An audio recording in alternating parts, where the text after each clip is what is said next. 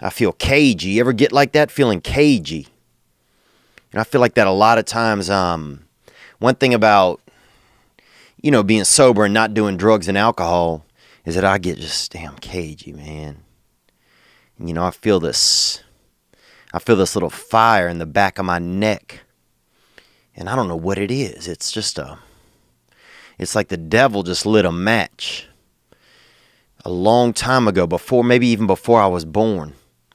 The devil just lit a match and just set it inside the base of my brain at the very, very bottom. Like, say if your brain had like a landscape, okay? And out there somewhere at the beginning of the landscape or in the middle of the landscape, there was a wishing well. And you look down in that wishing well and it's just dark in there. And at the very bottom of that wishing well, that's where the devil put just a little flame. And that little flame is just in me. And it's in me. And when I start,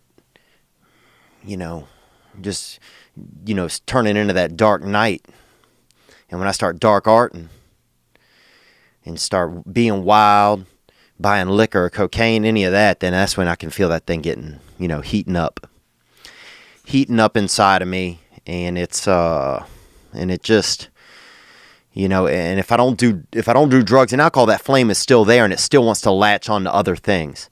So it'll still find ways to ignite. And sometimes those ways are, putting 19 coffees in a creamer. Sometimes those ways are, I remember one time I was at the CVS and some little kid was being an asshole. And he was wearing striped shirts. He had on striped shirts and striped pants. And right out of it, that's the most fucking asshole thing you can do, is wear double stripes and not be an inmate or be a hamburglar or not be a man of constant sorrow and wear double stripes.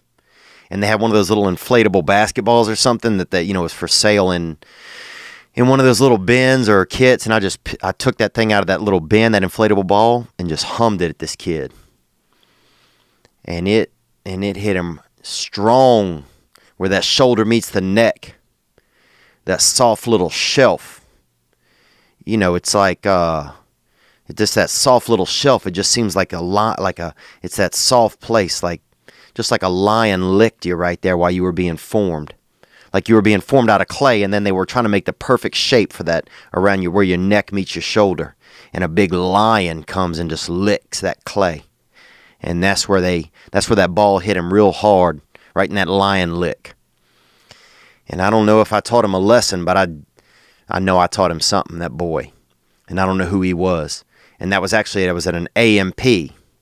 And they don't have AMP anymore. AMP was a chain grocer that they used to have, and they had them by me.